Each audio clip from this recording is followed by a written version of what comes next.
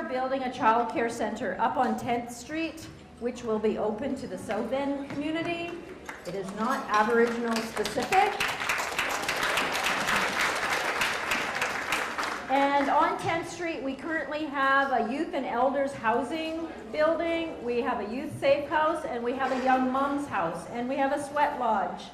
And we have a vision of moving all of Tillicum programs up to that 10th Street location, because currently we are in 5 different locations, and sometimes it's really hard to move from one location to another. Especially if you're a young mom with toddlers and you got to go from one program to another in a completely different location. So having us all on one location would be really helpful. But again, in the presentations we heard earlier today, we need to look at our little people. We need to start with the little tiny people and support them and encourage them and inspire them and empower them. And at the same time, we're working really closely with VIU right now. There is not a lot of data or evidence around early childhood development in Aboriginal people. So one of the opportunities is to work with them on some research projects. And at the same time, we're also working with VIU's dental hygienist department and the dentists that are offering free dental work in Nanaimo would really like to work out of our location on 10th Street.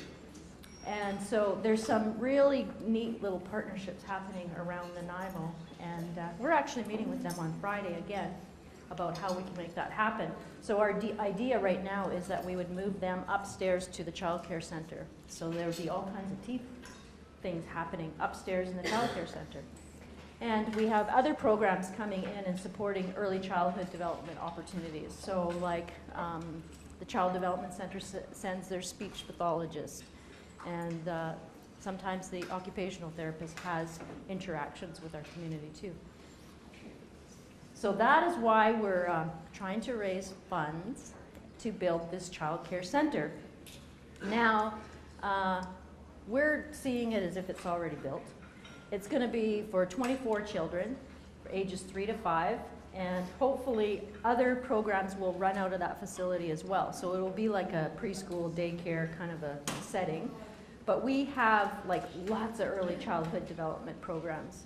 So we have a Keck College, which is, Keck is Hulkaminum for baby. So we have a baby college, and that's for pre-kindergarteners. And we've looked at the 4 inner city schools, and we ran our first pilot group this summer. They went to school for 4 weeks, and they were ready for kindergarten. Because often what happens is they're behind everybody else that's registered for kindergarten. In fact, they might show up the day of school to get registered for kindergarten, so they were registered, and they had elder influence, and it was just a really great program. We also had a Keck camp, which was a family camp for people with 0 to 6 short people. And they learned about parenting skills and traditional skills and their self and all kinds of activities, and it was marvelous. And yeah, we have a lot of ECD programs at Tillicum. So this is all in support of the ECD programs at Tillicum. We're going to move you into completing the exercise that started before lunch. We called people to be a witness. We told them that they had things to do. They have things to do now. So we would like to call up the speakers who presented before lunch, Patrick, Ariel, Wendy, Rose, and Randy. And these witnesses have something to say to you. Okay, what happens to witnesses when you're called? There's 2 ways you're witnessing, and when you're been blanketed, you have to respond. Now this is your time, and you would be like the lawyer, and there's 2 ways, and you can either speak to the event and look to the future and see how you would like to assist them in what they've disclosed to you. Usually when you tell your story, we're all asked not to repeat it. It doesn't matter which event we've gone to, the way that we protect each other is not to repeat that story. So it's the same with teachings. Each part of the culture has teachings. We're not allowed to repeat someone else's teaching. So unless it's family teachings, then we can say it out. But if you heard something from someone that was helping you with the teaching, we're not allowed to repeat it. So that way, it's like when you go to school and they tell us we can't write from the book what we read, because it's called plagiarism, and you can be kicked out of school for it. So you have to think of words when you're the witness, and you have to carry it for as long as they need it. So you may, I was just called to witness. One of the 5 tribes called me for a witness, and I was going to go in, have breakfast, and walk out, and then they called me to witness. So I had to remember all the details that I knew for the 20 years that they were celebrating. I could only talk about very little because I knew a lot of it. So I only brought out what they needed was like medicine. So you say positive feedback, this is what they need. So the witness has to uphold us now, whoever witnessed and carried the information. Then down the line, you also have to take the information and do something with it. So you have to do, you might be like me, I work 4 or 5 jobs. I'm only home to sleep. I'm in the community giving back the language, the culture, the teachings. Doesn't matter which part of the program I'm there. And I sit with a group, Ministry of Education. I'm on that committee for Aboriginal education. I'm with the healing centers. We just completed the Truth and Reconciliation project, and we did private statements, we did public statements, we did the cleansing ceremonies.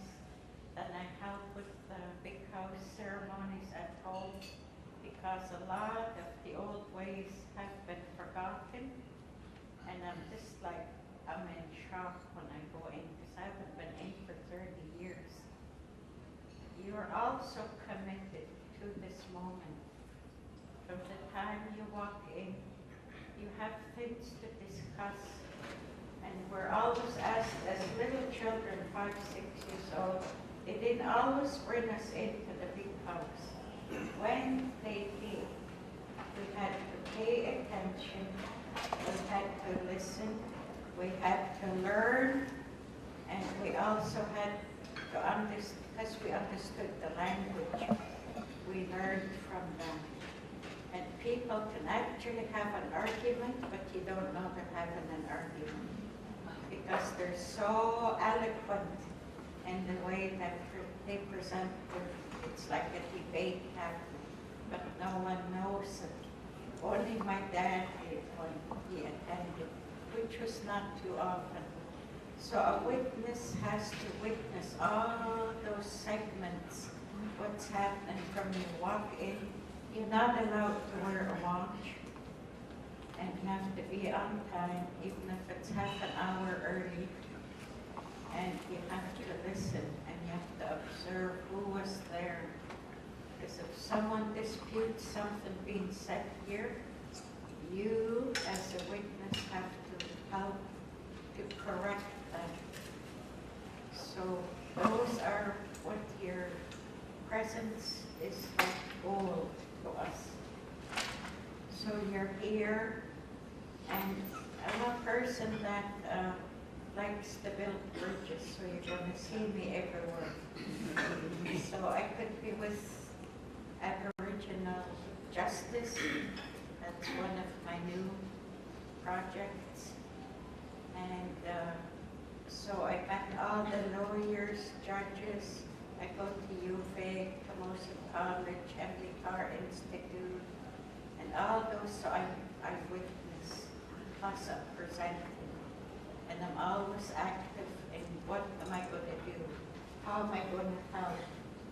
I might nominate, like I did for all of the things, so that he can get out there and get what he needs to do done.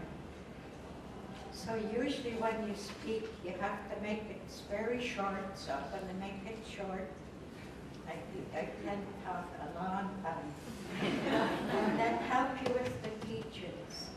So that was our little jobs as little children when they brought us in. We have to keep still once they feed us. We go to the kitchen, eat, go to the bathroom. That's our only chance. We can't go up and down the seats. We have to keep still, and we have to observe, and we have to listen, so that we're learning language that we never hear at home. And all my family, they spoke the language. So I was raised in a very beautiful environment. But I didn't feel when I came, because my mom was in school for many years. My grandma was held there till she was 19, and she had to cook for the staff. She was so little, 3 years old. She had to learn how to cook for the staff, and they put her on a chair and get her to cook all the bread in big giant pans. Lots to the story. I'd say I thank you all for your listening skills that you're displaying. You're classy, you know, just to be here with us. It's classy of you in your ways. You don't know the meaning of being together means to me, because I was taught so much that I want friends and to love them always and not to cause harm. So building bridges is a really important thing. And my son said, Mom, because I was advocating and always resisted, Mom, whenever are you going to stop? He said, you need to be out there building bridges. And he said, blessed are the peacemakers. So there's a little scripture. I said, oh, he's reading the Bible. But you make the peacemaker out of me. That's what I'm going to do. I'm going to make peace, so that you actually know what reconciling means. Okay? So witnesses, Tillicum, mihuiwal, Tillicum, mihuiwal, Polstalqua. So dear witnesses, please come forward. So now you have the opportunity to just say brief words to each person, and you can just go quietly. Whatever is between you and that person is your business, not the rest of our business.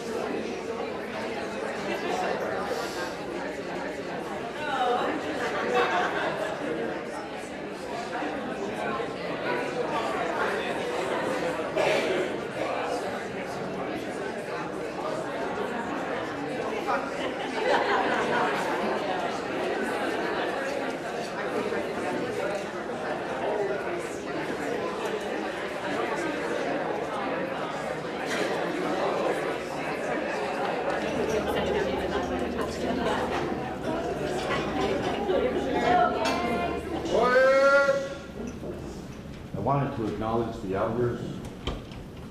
You honor us with your presence and your teachings. And I wanted to let you know my feelings as a person who's been honored to be a witness. I feel a very powerful medicine here. I feel our ancestors, all of our ancestors here, in fact, I bumped into a few of them as I was coming out.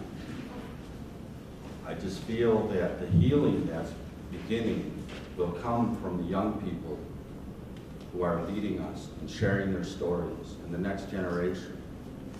And I think Patrick summed it up, and the young lady summed it up for us, that it's them and their children who will lead us into the future. And I just want to say that's very powerful for me. And at the end of it, I was shedding tears. And that happens to me sometimes, as I feel the freedom that's beginning to liberate all of us from the prejudice and the negativity of the past. I just wanted to acknowledge the powerful medicine that Tillicum has brought to us all here. Nice to see you.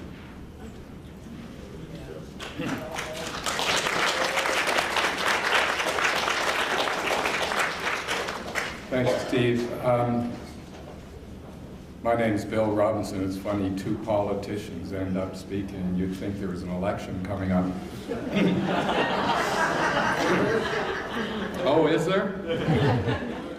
About a year ago, I made a personal commitment, my fourth major commitment of my life, and this one is going to take me at least into my 90s, I hope. And that is to make the Aboriginal youth, at least in this school district, feel more welcome, their culture more supported and appreciated, and their knowledge from their culture spread through all the other students in our school. I made that commitment about a little over a year ago, and then I volunteered with Tillicum to do 3 Truth and Reconciliation events. At the last one, I was in a breakout circle, and I met Wendy, the first young person to speak.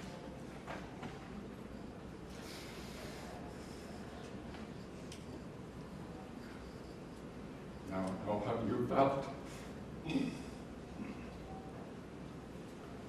One day I hope to be honored to be called her honorary dad. Probably granddad. We've become very, very close. I'm so proud of the growth that this young woman has had just in the 4 months or something that we've known each other. Today, to see the 2 elders who have been through residential school, and I've heard many elders telling their story, and they're impactful, and I hope they keep telling their stories. But it was the young people today that had me in tears, as well as Steve. We keep talking about that generational impact, and we saw it, and we didn't see their kids, who, among those 3, are not going to have that impact. It's been broken with these young people. words today that I take that away. I've spoken to all three young people. My vision is that this year, whether I'm a trustee or not, for the next term, that I see these three young people doing exactly what they did today at all 6 high schools in this district, with every student in the school present, and somebody giving 10 minutes the history of residential schools, the generational impact, and those three young people speaking. I think they will help us make students more aware. We're getting new Hulkamanum English signage up in the schools. You'll see those in the next month or so out of our Aboriginal subcommittee, which I have the pleasure of chairing. And we have at least 12 sentences that teachers frequently use in classrooms that have been translated into Hulkamanum. So hopefully teachers will be starting to use Hulkamanum in the classroom. And then the impact of these three young people, there will be a lot more open arms. So you've touched my heart today, and I commit for as long as I live to carry that forward.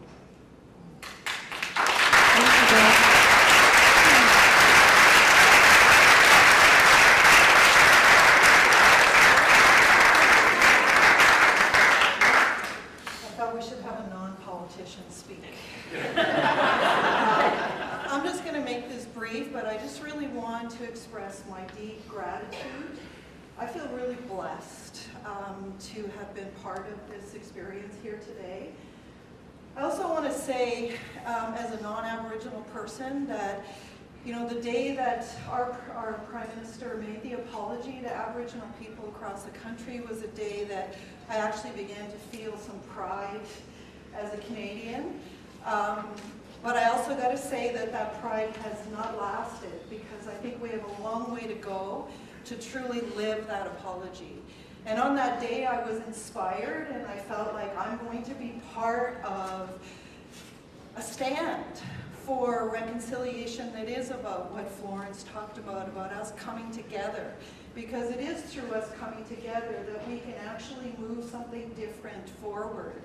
So I just really want to recommit that I've been inspired by all of the elders, all of the people who have spoken today. Everybody that's in this room today is inspiring me to recommit to live the apology that our Prime Minister gave on that day. And that's what I want to see into the future, so thank you.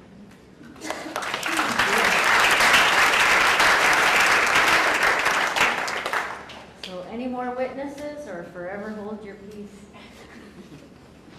No, I'm kidding. That I cannot do. Thank you.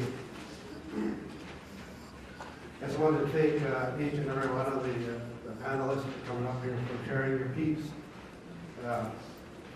For me, I would like for each and every one of you to know that, to me, although I'll go on sharing as a story, that I recognize that it is much more than a story, that it's your life.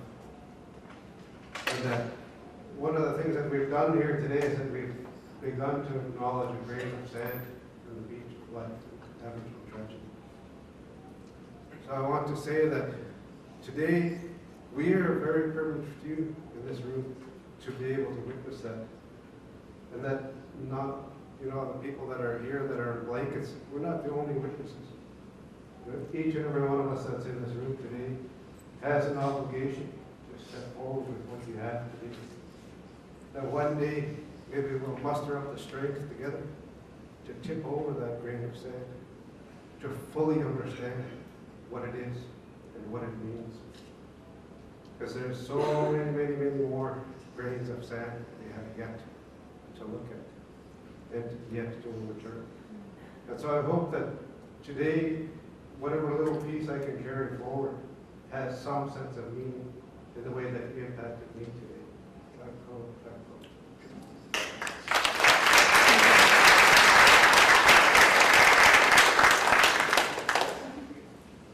Last call. No pressure. Long George is rubbing his hands. I think that means bring me the mic. The effects of residential school as opposed to generation to generation.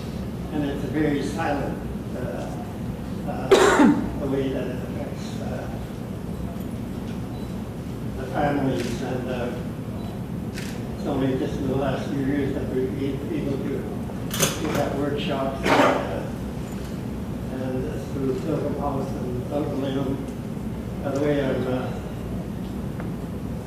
been on the board with Lelum for many years now, and to see how brothers and sisters go through the treatment center, it's just encouragement. And this is what this is all about, encouraging our brothers and sisters. It's unfortunate that no one that really hurting are still out there, and they need encouragement. And they have to know that there are people like each one of you around here. They don't know that the work is being done. That we are concerned about the welfare out there. They don't know. Our brothers and sisters were so angry at their parents for the way that they were being brought up. Not realizing that they never had the opportunity to be taught in family ways. The only teaching they had was in residential school. When they started to have families, there was no teaching them how to raise the children. How to show love. How many of us, even today, that I love my mother deeply. But there's only just the last few years that she showed any emotion of love towards her family. But we found out what she went through from the time she was 4.5 years old to 16 that she was there. So there was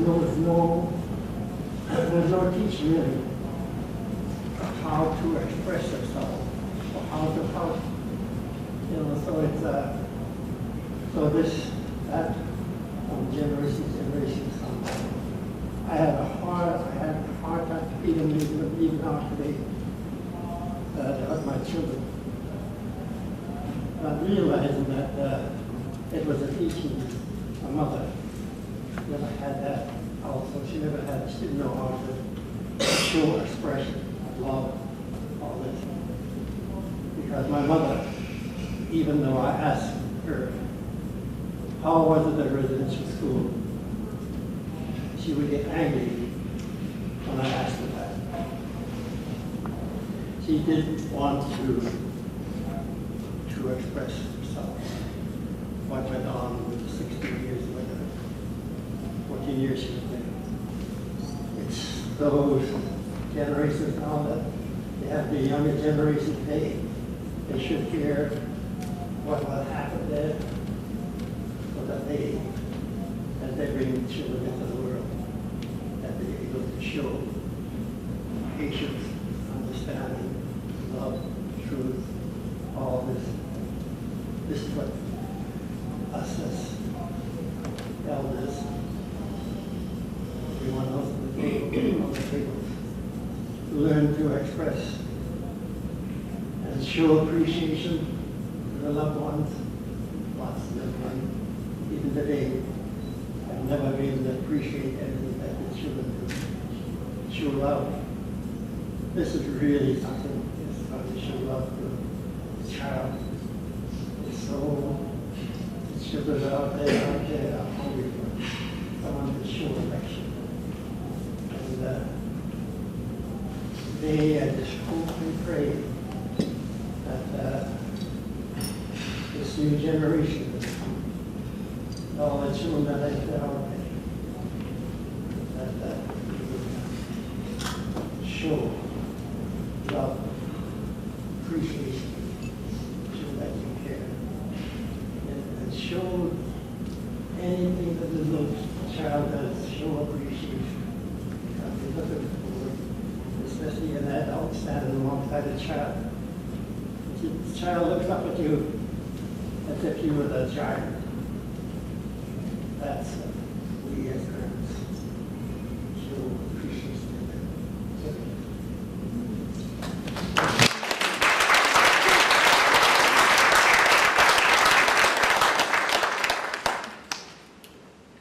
Okay. I guess I cannot possibly be the last. Okay. I was trying not to make eye contact. And so I want to say thank you especially to Tillicum for blanketing me. It's a huge honor. I am a new supervisor for the Ministry of Children and Family Development here in Nanaimo, and I know that all of the families we work with are impacted by residential school. We work specifically with Aboriginal services, and so it literally has impacted every single family that we work with. And I just want to say thank you for providing this opportunity to remind us and to make this real. I think that many of us have a great deal of education and have been doing the work. I've been doing it for 14 years, and I worked up north with the carrier people, and so I'm new to the island as of 2 months ago and just getting familiar with the people here. But I am strongly invested in working with Aboriginal people. That's why I chose to, and was very much wanting to get on the Aboriginal Services team. And so I guess what I can say is that the commitment from our ministry and our office is that we will take what we've heard here today and absolutely apply it to our everyday work. And it's this beautiful yet grim reminder of what people's lives have been, what they've been experiencing, and how it affects generations. And so what we can do to be sensitive to that and be making sure our work is culturally relevant and impactful and collaborative. And I invite anybody here who does work within the community and would like to build relationships for that agency to please be in touch with us, because we're always looking to be building those community partnerships. So thank you very much to everybody who's here today.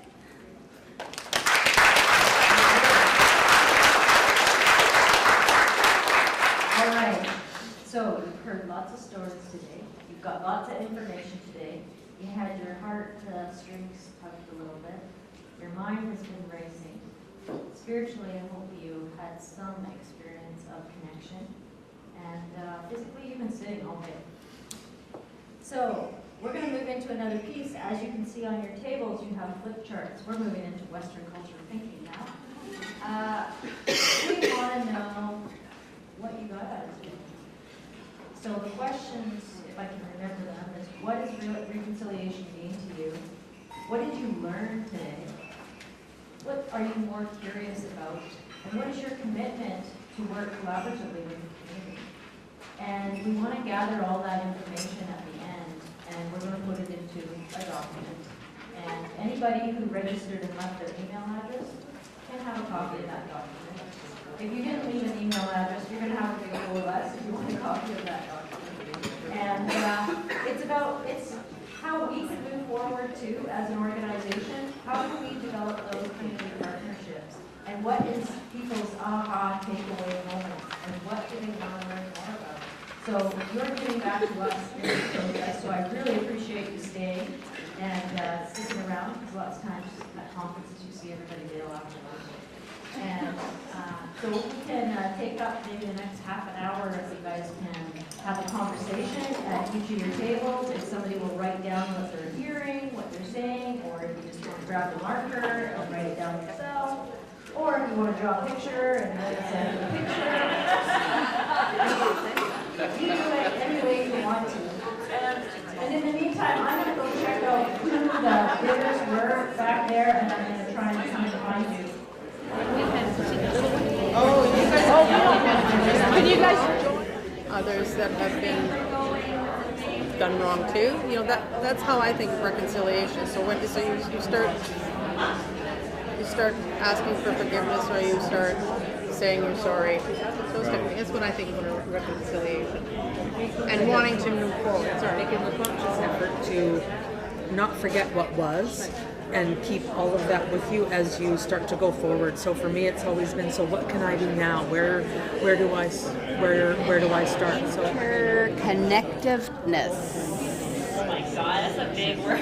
INTER. Okay, hold on. INTER.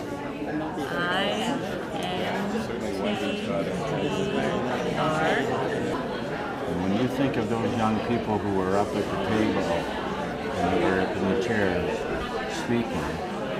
Every day, every one of you has contact with a young person. And that's what those photos on the walls are all about. They're about people smiling and celebrating achievement.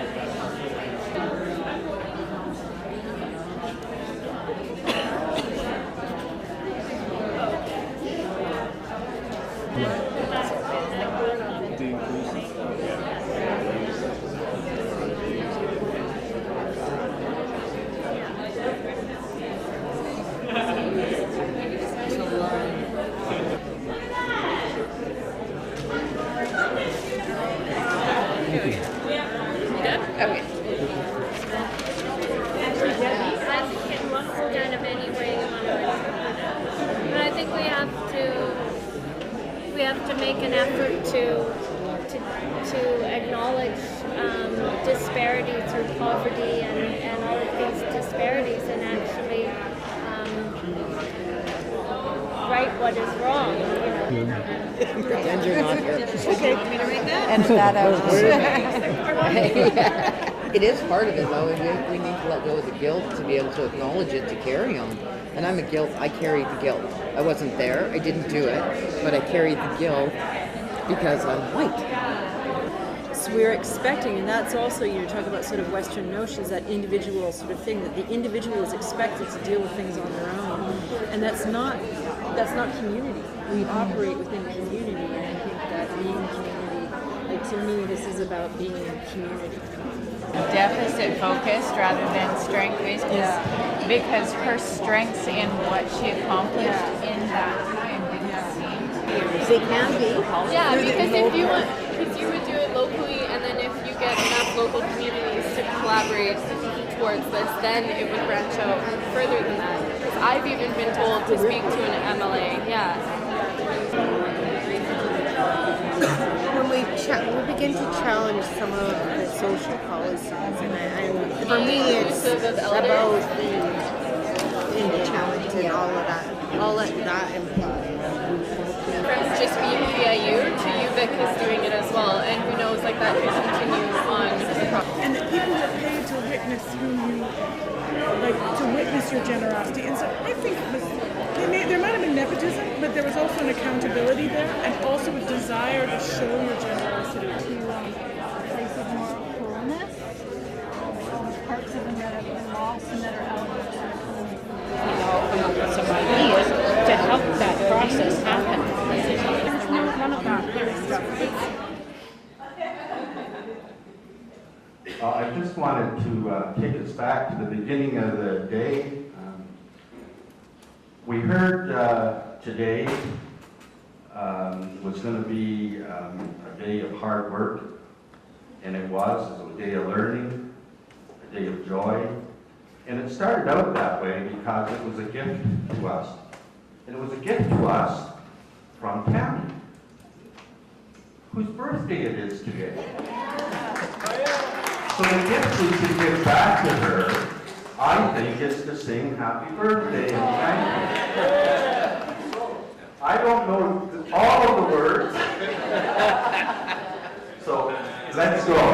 Happy birthday to you. Happy birthday to you. Happy birthday, dear Tammy. Happy birthday to you.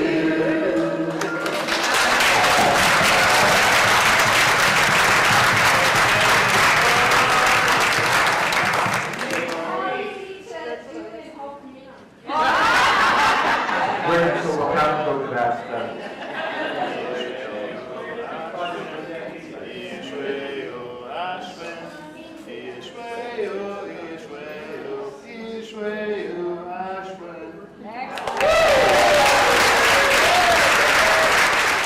It's appropriate for me to acknowledge my elders here. It's a big day for us, for accomplishing things. The witness program that we see today really reaches out to the bigger society, which you guys being honored today. It's like you've got that hammer today and you can go build some houses or blocks or whatever you want to do. So it is a big moment for us to see you guys acknowledge that. Still wearing your pride right there, and that's really important for Hulkameelan people to see interest starting to come in this way instead of going out the other way. I want to thank Don there. I talked to him earlier. We took a Hulkameelan class together. Now he's going out on a different path to educate our leaders and get the younger students more involved in leading. He's also got a hammer. So that hammer and the building block is really important. That's how we start, you know. I love the interest that everybody has here. The interest of, you know, righting the wrong and being part of the right that's going to be really reflective of the little things we do today. So again, Grace, I want to thank you for letting me be part of this. Thank God.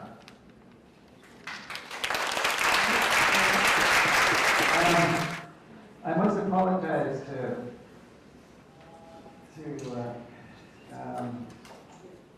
well, I must apologize for making a mistake today. Marguerite is the person I meant to mention, because she came with me and Brad Bob to for our reserve to take in the Where Are Your Keys demonstration, and we're going to be bringing that to the island in May in Duncan, and we want to have as many people there as possible to learn how to teach Hulkameelan. And the whole thing is about the first word you learn, you become a teacher. You're going to go and teach that word to somebody else. And it combines sign language with the visual and the oral.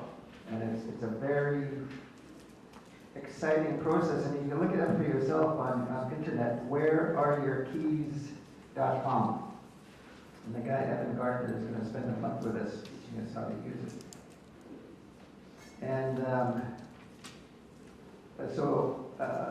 our site is SIEM, media.com, and we're uploading Hulkameelan materials. And if anybody knows of anybody who has materials that they would allow us to put on our site, we have equipment to digitize audio cassettes and those old, gee, who remembers a VCR tape? But believe it or not, people still have them.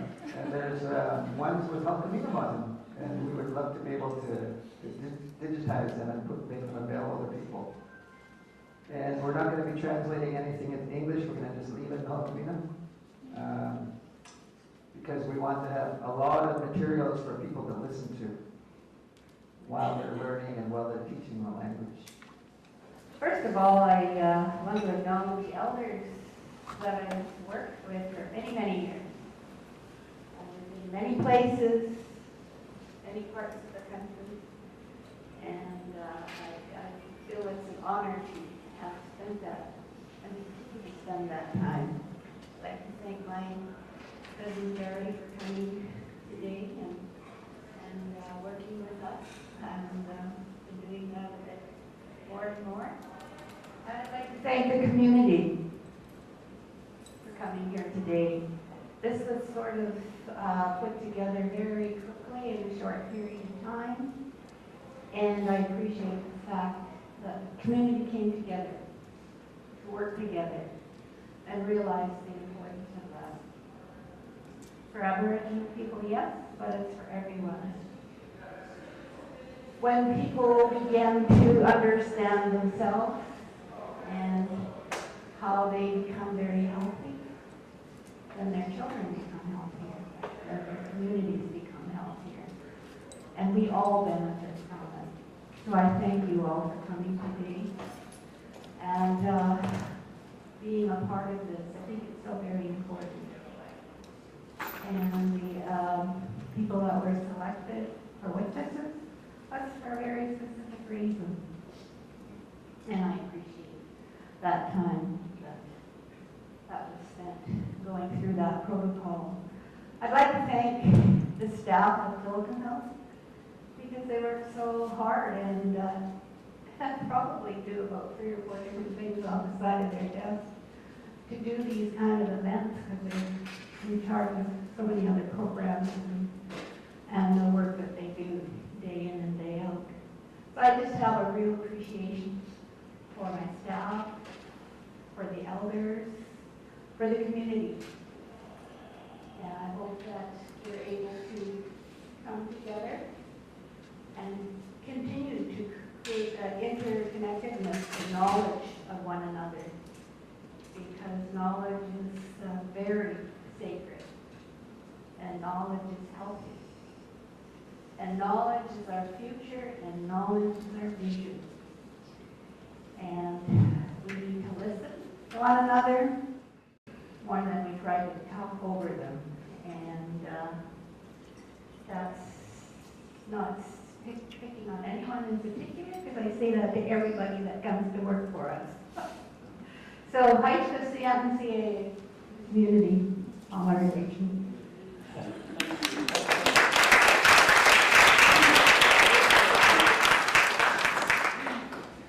I just wanted to definitely thank all our elders who are here. For me, it's hard to have an event if we don't have elders. And for all those that shared today, and for everybody who shed a tear today, it's our belief that you wash your face before you go home.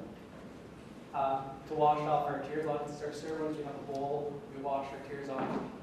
We leave our tears there, but we bring the knowledge with you. So to the cedar hoop is cedar sacred, it's used in all our ceremonies. And so this is a way that everyone can get brushed off and just let the cedar brush your head and go through, and then I'll burn it after. So that everybody will just take the good of today and remember the stories, but not take any of the pain with you. So the last one with the medicine, for me, the forest is where we find our voice. The forest is where our big house speakers go to find their voice, their song. And the forest is where we do our spiritual healing, our physical healing. And it's where we spend time by ourselves to heal when we're in pain. And so the ocean, the lakes, the rivers, to me, I work in the school district and I work at Tillicum Men's Group. So a lot of the work I do is basically, I feel it's the same, just older and younger. It's the same work. So I'm trying to do a food forest at Wellington and try to bring some of the plants into school and try to get students connected to the land and use the land. Because I feel in 50 years, the plants will be more valuable than the trees and how we use the land so we don't wipe out all the underbrush is where all healing plants are. We lose all that, well, we lose a lot. So I brought this, for me, the balsam tree. It's used for flus and colds, and it's really a really good healer for flu season. Everybody I know, they go harvest the branches and stuff. So for me, how you use the forest is respectful. Only take what you need, and you basically, when you leave, no one knows you took anything. Is how you take your plants. So usually I take plants. I don't take the whole plant. I leave the plants so they'll still grow. And then I try to transplant the seeds back home at my place. I try to grow stuff for the school and for the men's group. We try to make medicine cream and stuff like that. We made a batch for the staff this year with the men's group. And we're teaching them how to heal inside and out, and how they can bring medicine back to their family for healing and teas and stuff. And for me, it helps a connection to the land. And to me, the land is a part of, such an important part of being Aboriginal is the use of the land and the respect for the land. And that way, it helps. To me, the connection to self only happens when you can slow down. When you can slow down and you can be by yourself is when you need to hear what you need to do. And so it's sort of like a form of meditation. To me, healing happens at a lower frequency than how society operates at. So to heal, we have to slow down, and we have to see what we need to do. So for me, that's what the forest does. It has an automatic way of slowing you down and lowering your stress hormones and helping you connect to yourself. So whatever way you do that, that's what I was teaching. And what works for you, it's all the forest is always healing. The water is healing. Because being on it helps you to step out of the stress of your life and then pick it back up. So thanks everybody for coming. Appreciate your interest, and we hope to see you at further workshops. So we'll open these doors back up, and as you leave, if you want to enter out through the hoop, that would be awesome. Just in closing, thank you again. Thank you very much all for being here. Thank you for your support. Thank you for your creativity.